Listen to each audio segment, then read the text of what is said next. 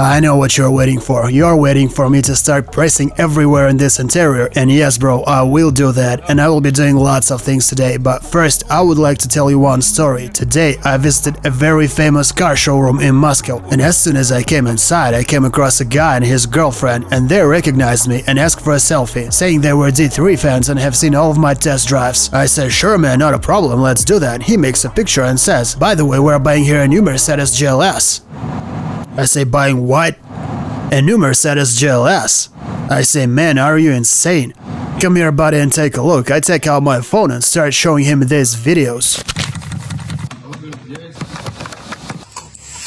Cardboard. I see his eyes slowly filling with grief, and then he says, what am I supposed to do now? This is so frustrating. I've just bought it to my wife and she says, we've just signed all the papers. We just gave our money for it, there it stands. I say, no way. She says, yeah, we were just about to drive it home. I say, well, congratulations. She says, we leave our town, the nearest car service is 400 miles away, how are we gonna live with it? I say, then soon you will have to move 400 miles closer. All my life I've been tuned very positively and friendly towards Mercedes. And I used to own several Mercedes cars. I used to have a CL 215 and I used to have an E 210, a 507 horsepower G-Wagon 55 compressor. And also I bought a V-Class, and all of these cars were brand new, but all of these cars used to have some problems and issues. These problems were different, but they happened.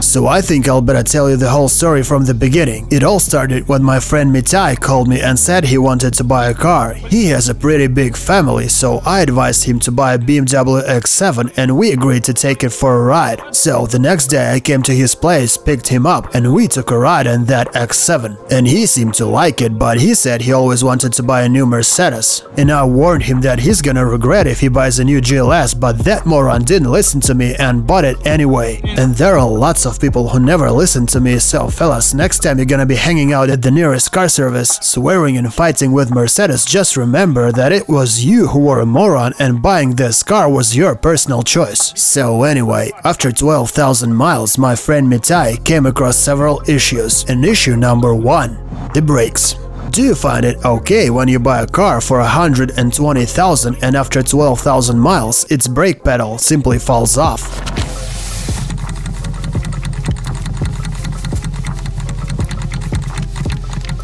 And now I'm going to show you the gas pedal.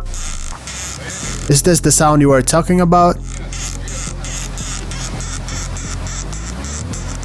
And now guys, let's check out how the taillights are feeling, and they have never been tinted or painted or taped, no one ever hit them. Let's check out how they look now. Oh yeah, looks just amazing. What the f is this? It's not a crack, it's from the inside, and this one also have it. Just check this out. It's the same. What the hell is this? And what the hell is happening to these headlights? Why do they get so fogged up all the time? Cause they fog up at any weather. Hey Mercedes, what the f is this? All this car is cracking and creaking, all this plastic. Did you hear it?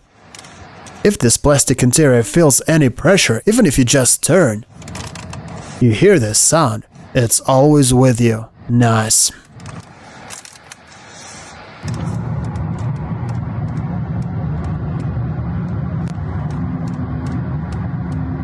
So at the dealership, they also advised my friend Mitai to make a noise insulation, and they did it. It was made by Mercedes-Benz Warszawka. This is the exact dealership that maintained Litvin's car. You can go and f*** yourself! I think that Mercedes-Benz Russia should pay some more attention to the quality of work of this dealership at Warszawka. I have never been there myself, but I'm sure they should take away their license. I'm pretty sure these guys don't deserve to have an opportunity of being a Mercedes dealership, because every single customer complains on poor quality of service, and if they investigate them more thoroughly, they will find even more issues. I've been waiting for 8 hours when finally they gave my car back, so I drove out of their car service. I swear to God, I just drove like 1 block away from Warszawka dealership to the Pan-Auto car showroom and my pistons and connecting rods got jammed. The car simply died. No way. I swear to God, this is true. A brand new car. It was brand new, Eric. It has run only 25 miles. How can Mercedes let it happen? I have no idea. I'm still shocked. Though today is so typical for Mercedes. I'm just shocked. My consciousness still refuses to believe that such things may happen to Mercedes cars, so I see it like this: either it's the fail of the dealership and their maintenance, or it's just really the way Mercedes build these cars and they simply have to admit it and confirm it and say they know about these issues and they're doing their best to improve their cars. Because the amount of these problems is simply insane. For example, the back door handle, it's made a little bit loose and I guess that's made on purpose, but in practice it looks like this. Check this out. This is the sound I was talking about. And also I have to mention the steering wheel mechanism and the way it's cracking. So if you look inside here, you will see this white wire. And it's sticking to the inside. And I guess it catches something there and makes this noise, but unfortunately we cannot do anything with it. Anyway, it seems that the main problem is this whole part, this metal element. And it seems to stand loose here, and if there's any vibration when you turn the wheel or something, it just starts to knock. This metal part hits this shaft and there is simply some contact inside there. And that's why it knocks, and unfortunately it's impossible to correct this mechanism.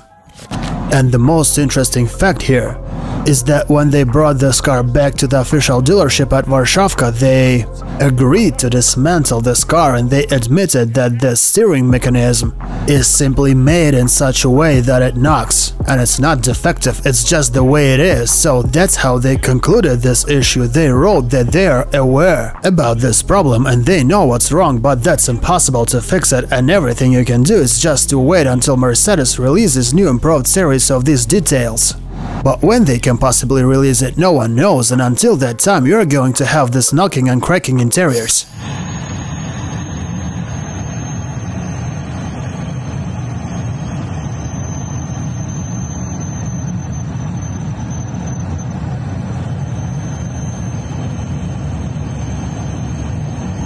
In some operational states, you may hear a low frequency noise coming from the air conditioning system, and the loudness of such a noise may reach up to 140 Hz. And that's what the specialists from Mercedes company replied. The damper seals inside of the air conditioner box start to vibrate because of the airflow. This is the most ridiculous explanation or the excuse or whatever. This system is supposed to make an airflow, but it sounds like they have put some bad old plumbing pipes inside there. So how are you going to fix it? And they reply, we are well informed about this issue and we have already studied this problem. But if you know about it, it means that you sell broken cars and deceive people by selling these broken cars while knowing they are broken. Fixing the problem with a batch of new parts is getting prepared. So it means that today you are selling crap. We will inform you as soon as we have the new box of the air conditioning system with the altered damper seals. Currently, the replacement of the air conditioning system box will not fix the problem. Wait a second, Mercedes, have I just heard a confession of being guilty? That's wonderful, but what about the other problems? I can only imagine how many evidence are there in your internal documentation that can easily prove that you are selling absolute shit and deceiving the buyers in Russian Federation. So now I'm even proud for Litvin who burned his Mercedes. Hashtag Mercedes, go fuck yourself. Mercedes! You can go and fuck yourself! All these goddamn cars simply piss me off.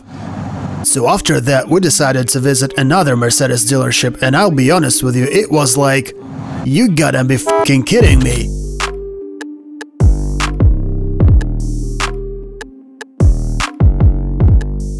So right before shooting the test drive of this Mercedes GLS, we first came to this dealership to look at these cars. It sounds like soon to fall off. This handle really is too loose. This is already ripping. This leather is torn here, and you can easily see it's already torn here, it's ripping. And this stitch is far from straight, it's all wavy. This part is made with a defect, and this is a new car standing at the dealership. And take a look at this stitch. First it goes straight here, and then just look what it turns into. Once again, this is a new car. If someone thought that those videos we have shown you before were fake, just take a look at these brand new cars that are standing at the dealership, and all these stitches are crooked. And once again, all these stitches are coming apart, they are starting to crack. And also, if you look over here, you will easily see these pleats. Though this car is also new, it has never gone anywhere. And again, it's the same story, it's all crooked and defective. It's made the same, and this is also going to tear soon. I can already see the holes. All these black spots are the holes where the leather starts tearing and cracking. And also I have found this thing over here. How do you like it? Why is it like this? Who knows? But this is a brand new car that stands at the official dealership. This left molding is higher than the right one, or the right one is lower. It's up to you to decide. And here we got the opposite thing. The left one is lower than the right one. They made two same defects, but they don't even coincide. At least it will be conceptually. If they were identical, but they are not. They absolutely do not coincide, and this door sticks out more than the other one. These doors are different, and here this coating is solid. It's much better than the previous car. This one is okay. Seems to be solid.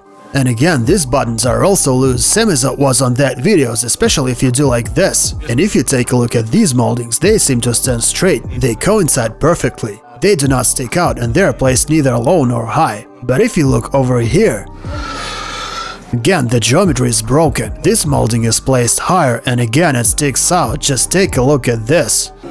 As you may see, this door is fully closed. It's closed till the end. And still, if you look at this angle, you will see this upper part sticking out. Now we are at the Nissan dealership. My friends are going to buy that Qashqai, and this is a wonderful opportunity to check these gaps. Just look how straight they are. All these moldings are absolutely perfect. These lines are straight, and they're perfectly straight here. Just take a look. And here. So Mercedes learned from the master. That's all I can say. So, my dear friends, when you buy a new car, it doesn't matter what that is. Just remember one little thing. If someone offers you as an option some extra metal grid for your grille, saying that it helps protecting your car from stones or something, never ever buy and install this thing. By the way, BMW also often offers this grid, same as Mercedes and many other brands, and all they want is just to get more money for nothing, cause in real fact, it prevents fresh air from getting to the engine and the temperature range gets violated, same as all the airflow and all the work of the cooling system. They will say it protects from stones and keeps your radiator safe, but keep in mind that the radiator is just an expendable part, it just works a little bit longer. A new radiator costs much less than a new engine, and if you broke it or if it's not longer under warranty, it's not that expensive to buy a new one anyway. It will be much cheaper than slowly killing your engine during the whole time of using your car, cause all this time it will be working with much hotter temperatures. It can be the reason of some system failures, and your engine will be slowly suffocating. So remember, never put any extra grid to a grill. Just imagine yourself in this mask. When you're wearing it, it's much more difficult to breathe and talk. You make much more effort and get less oxygen. Same as your car, which cannot breathe with such a grid. That's why you should never put them on your cars. Otherwise, you'll find yourself in a car service. Unfortunately, can't say the same about these masks.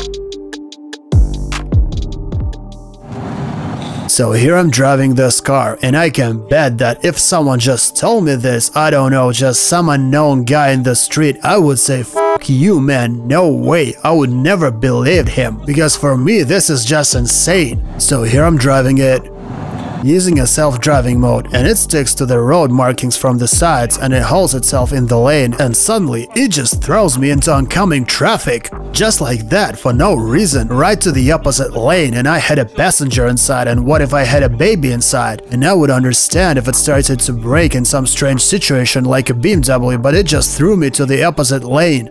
Just like that. And they call the system safe, really? And they got all the necessary certificates for this technology and sell it as if it's cool and quite reliable. Even if it loses the lane, it has to understand that the next lane is the opposite and there's an oncoming traffic. But it just lost the lane and decided to go left. This system is fucking suicidal. Thanks God I was ready to grab the steering wheel. I have never came across such a thing driving a BMW. Who the hell needs such an autopilot system? Someone may think that I'm simply hating Mercedes, but screw you people.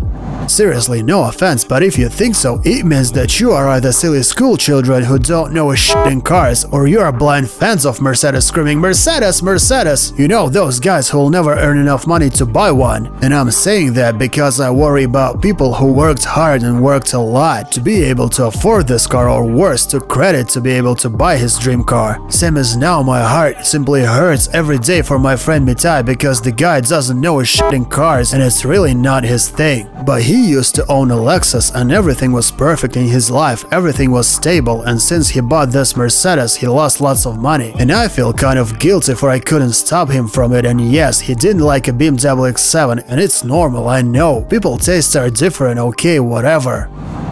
But 120,000 is quite a serious money to waste it, don't you think so? Does this car cost it? Well, it's big. And it's comfortable. And it has this beautiful and catchy dashboard display that sells it, but pull this display out and this car is nothing to talk about. We came to the era where every single car is going to have such a dashboard in a couple of years. It will have a big display over here and another one over there and another one on the door and on the roof. It's just a matter of time. You don't have to believe me, just watch what people film about these cars. Mercedes.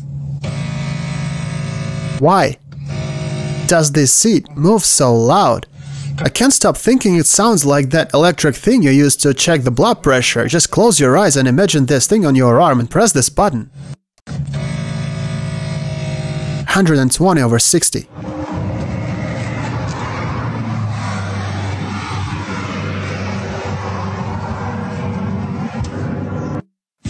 Well, okay, I can tolerate lots of stuff. But such a thing in a car that costs more than 120,000, does anyone consider it normal? What do you think about it? Jesus, you just take a look at this. This is awful, and this is a brand new car. It just arrived. It's absolutely new. Please pay your attention to this stitch. God damn it. This GLS, it simply sucks.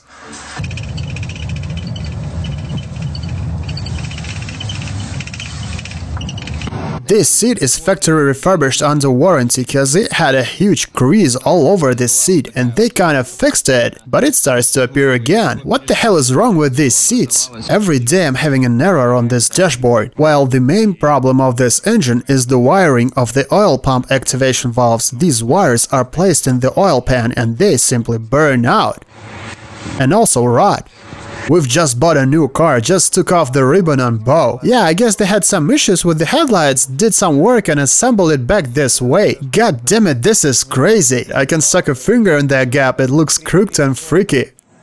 I've got check engine for the 3rd time. You are a piece of fucking shit. Why is this thing broken? It looks like someone has already used it before me.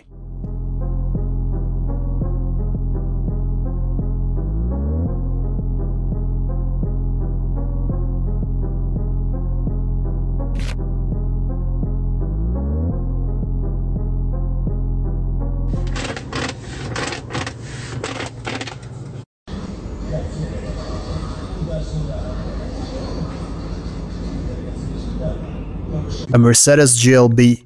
This one's bought in August at the official dealership. And look at this central console. This little thing simply stayed in my fingers after I tried to open it. This little thing is so small and it was attached here with some shitty glue and it fell off after I touched it. How it was supposed to move this gigantic heavy cover? I went to the dealership and do you want to know what they told me? They told me that this is a mechanical damage, so no warranty repairman. How on earth it was supposed to work after all? How it was supposed to be opened with this?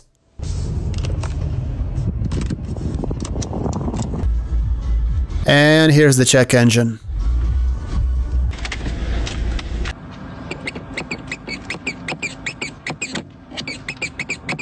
I don't know if you can see it, but there are lots of fiber and thread particles already sticking from this seat. It's all hairy.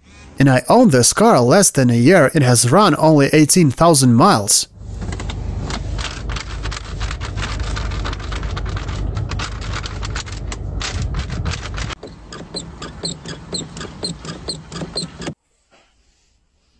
So guys, check it out. You will never forget it, I promise. This is the noise insulation from the roof, and this is cardboard. I would never had a clue that Mercedes make noise insulation out of cardboard. This is fucking amazing, don't you think so? From the outside, this car is pretty attractive. It looks big, kind and smiling. It looks very natural and it's soft. The BMW X7 is more synthetic, it's more rude and aggressive. But this car is different. This car shines with love, kindness and smiling face. This is what its philosophy is. And when you floor the gas pedal driving this 400D, it goes a little bit faster than a Volkswagen multivan.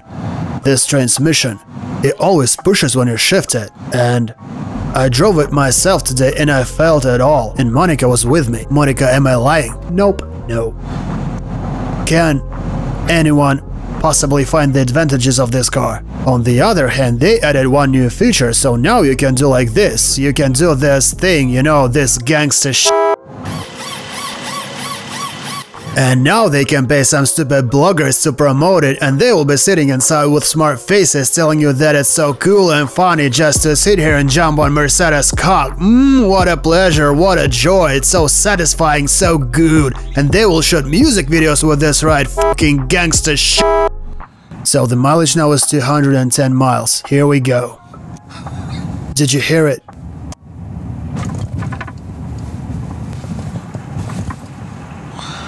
Here we go. So if we talk about this particular car and not about Mercedes quality in general, I can say that it has a pretty soft suspension, and this car feels like 1994 Grand Cherokee, and it's swinging from side to side. If you ever driven it, you know what I'm saying about. And it's warm and cozy and it's easy to get in. And it's white, so less scratches will be visible. And it has no brakes and it feels very uncomfortable when you try to stop this car even from 50 miles per hour. I mean, not flooring the brake pedal, but trying to stop calmly and slowly. You will have to make a good effort, because when you press it, nothing seems to happen for quite a long time. And it feels like pieces of wood pressing a cotton sponge. And not everyone's gonna like it, that's for sure. But what really kills me is a thought that Maybach is the same car. And I mean, it's made by Mercedes and they use the same technologies and they don't look finalized, they don't seem to work, and soon they will use this base to make a new Maybach, or they have already did that, and they will be selling it for 300,000 or 400,000. And if you put here a good V12 engine, still this car will never be the same good as a Rolls-Royce Cullinan, absolutely not. Cullinan has its own base. The whole car is unique and it was made for certain needs. And this car was made both for beggars, I'm sorry if I hurt your feelings. But this is how I think, this is my opinion. And also for rich people who can afford owning a private plane or a helicopter. That's actually quite strange. Unfortunately, there is almost no cooperation from Mercedes-Benz Russia's side. All they do is just mumming and mooing into the phone, promising to solve the problems. Be sure you fucking will, assholes. But how do you let such a piece of junk get to the market? Why are you embarrassing the name of Mercedes-Benz, the brand that made lots of legendary cars? Unfortunately, this poorest quality that Mercedes offers today at the market does not correspond to my memories and my love to this brand. And now I can only hope that someday it will change and we will feel proud for Mercedes again. Thanks for your attention.